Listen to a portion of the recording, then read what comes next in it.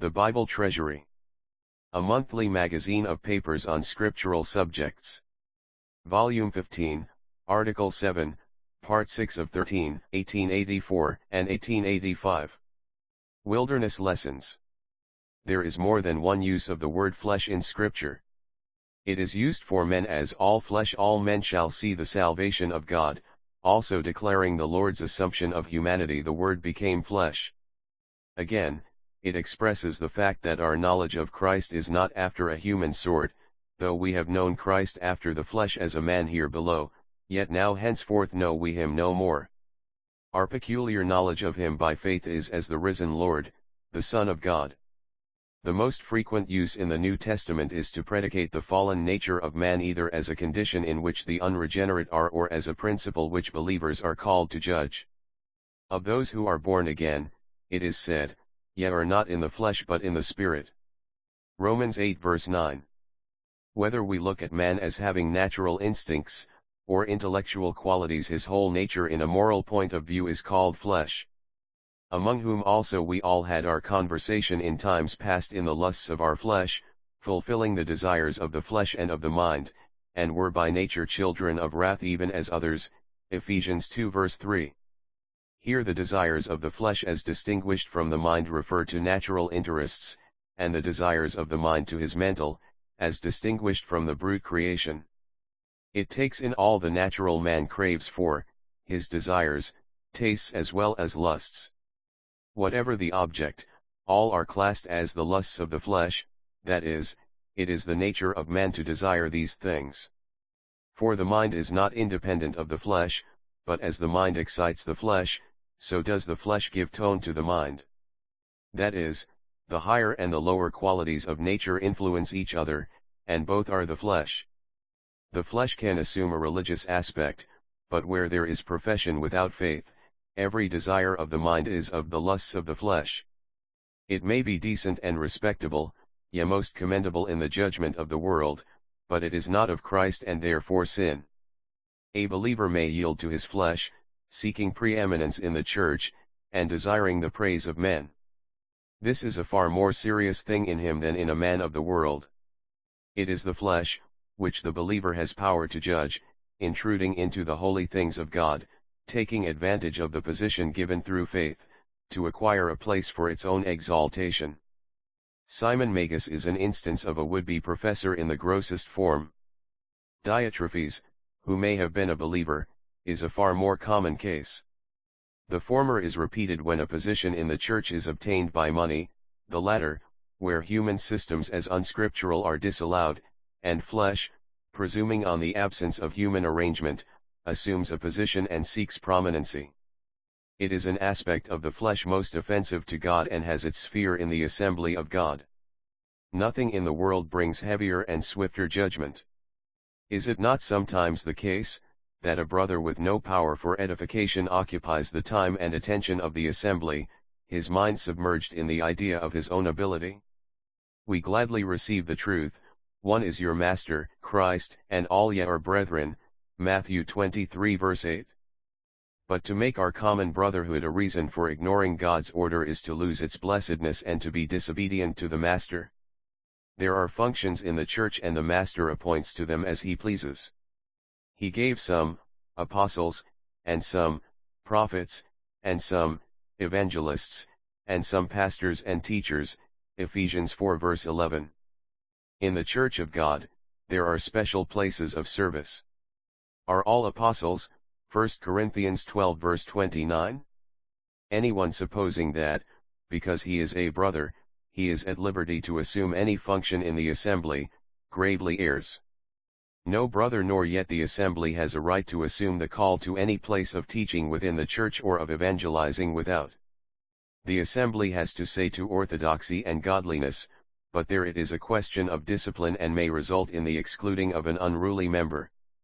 Teaching, or talking, in the assembly may be very unprofitable, but when the general purport is godly, it is a solemn thing to bid a brother be silent, lest we should be touching the prerogative of the master of assemblies. The instant and real remedy is united prayer that the Lord would interpose and remove the cause of all such interruptions to peace and worship, and rebuke pretentious flesh in any. There is a cause for all such manifestations of flesh, which may not be in the one individual, but in the assembly as a whole, coldness of heart, worldliness creeping in, and the tone of the assembly low. In such a condition the complaint is heard, no power in the meetings. The lack of power in the whole, and the flesh active in one or two are but the effects of evil permitted and unjudged. This confess the Spirit will enable each gathered saint to realize the Lord's presence. But the fault may be and often is in the complainers who are out of communion when healthy souls enjoy the Lord's presence.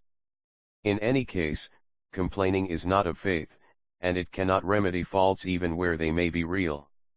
The flesh is always offensive to God, and is never so evil as when obtruding in the holy things of God. It turns the grace of God into lasciviousness, takes pride in the lessons of humility, and makes the favors of God an occasion of judgment. An instance is given in Numbers 16. God had given an outward sign that they might remember, and do his commandments and be holy unto their God. But the intent for which the riband was appointed was lost in the mere sign. God said, Be ye holy. Korah and his company appear as with the riband, and at once say, We are holy. They include the congregation, but this is only to hide their presumption. The means grace gives for holiness are taken as being themselves holiness, the invariable mistake that flesh makes, which now constantly meets our eye. God has sent his word that sinners may be saved. Sinners hear the word, i.e. in the common language of the day, go to a place of worship, and forthwith profess and call themselves Christians. Alas! For the soul thus self-deceived. The flesh, which made Korah and his company call themselves holy, made also them aspire to the priesthood. If they were holy, they were as well fitted as Aaron for the office. Ye take too much upon you, seeing all the congregation are holy, every one of them, and Jehovah is among them, wherefore then lift ye up yourselves above the congregation of Jehovah. This charge against Moses and Aaron is really against God. For he had lifted Moses and Aaron to the places of leader and of high priest. Indeed, as to who should draw near as priest was no question of holiness, in the sense of piety, but of God's sovereign choice. Aaron was the holy, the separated, one for the office. All beside were thus forbidden to draw near. Korah aimed at the priesthood, Moses rebukes him and his followers. It was Jehovah who had appointed Aaron, otherwise, what is Aaron, that ye murmur against him?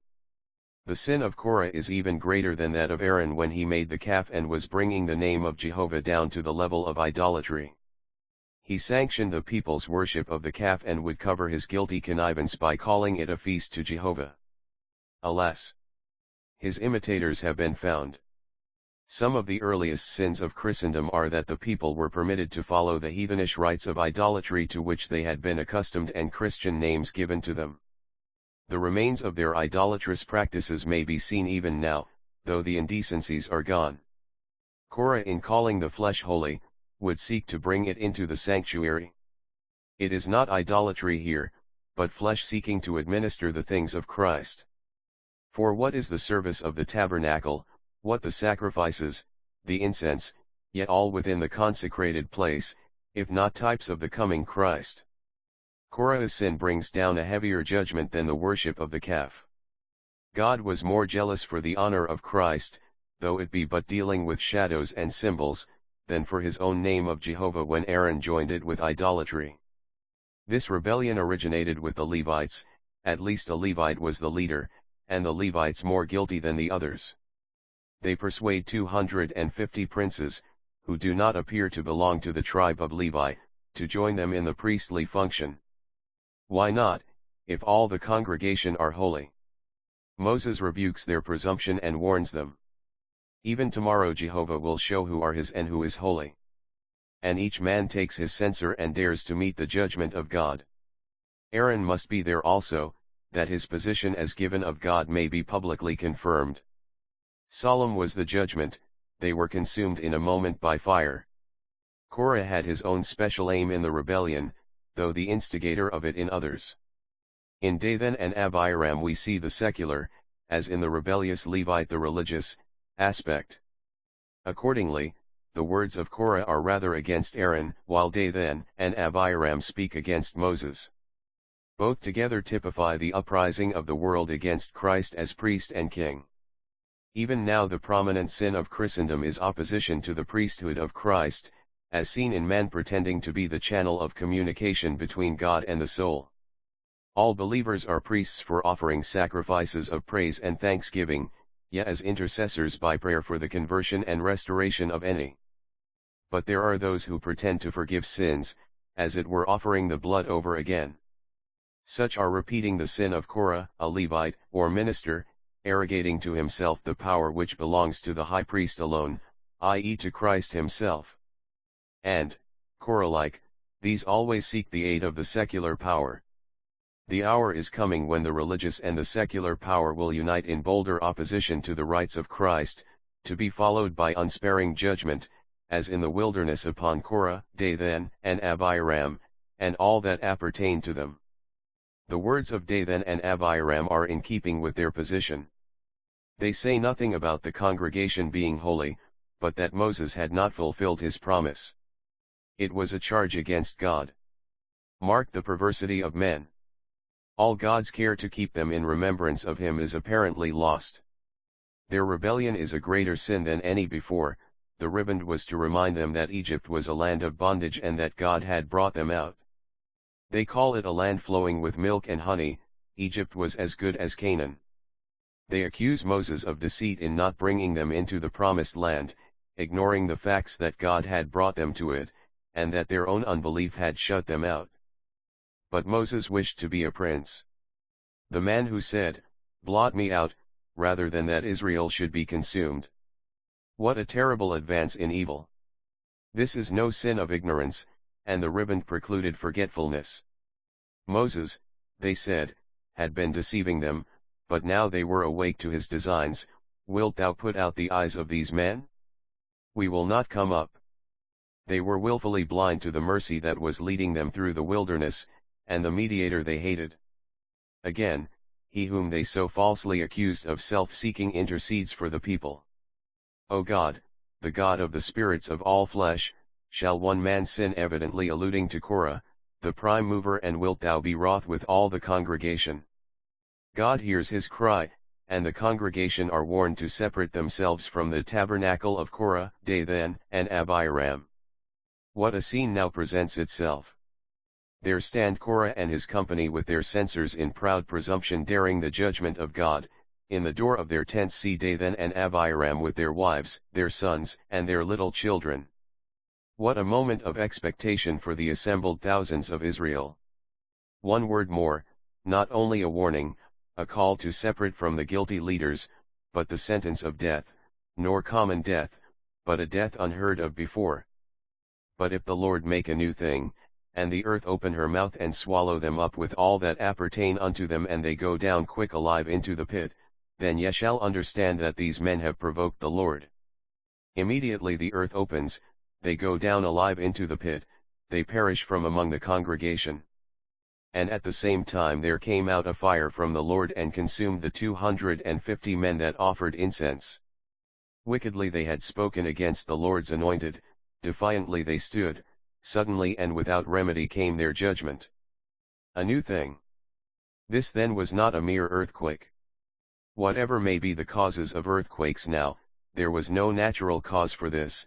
It was the direct act of God in marked and special judgment. There is nothing so appalling as an earthquake, and this bears the mark that it came when men first openly in the person of Moses assailed the rights of Christ as king.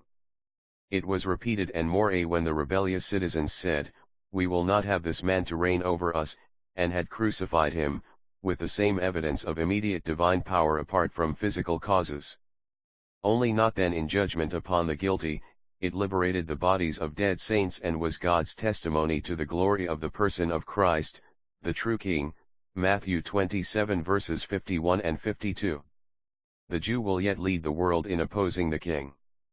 If Dathan and Abiram typify the secular world, Korah no less presents the last phase of the religious world. And of all religious wickedness, this is the worst. Balaam's, who wanted to curse Israel to obtain Balak's reward, is not so offensive. For though Balaam appeared long after Korah, yet in the three names by which Jude defines the religious history of the world, Korah comes last. In the Korah stage judgment overtakes, they perished in the gainsaying of Kor. The world's religion begins with Cain, bad works, not faith. Then comes the error of Balaam for reward, the riches, honor, and pomp of the world. Lastly, denying Christ as the sole high priest, as God's high priest, yet boasting of their holiness, like Korah, see Laodicea, Revelation 3 verse 17. This is the climax. Religious evil can go no farther, till Christendom be spurt out of his mouth, and the corrupt whore be burnt with fire by the 10 kings and the beast. A brief interval follows in which is not the religious world commanding the power of the secular world as its slave, but the unity of idolatry, Judaism, and infidelity, as a whole embodied in the Antichrist, the arch-rebel against Christ. Then he with the beast, the antitypes of the leaders of the rebellion in the wilderness, will suddenly be destroyed, not by the earth, or even the pit, opening its mouth and swallowing them up. They will go down alive into the lake of fire.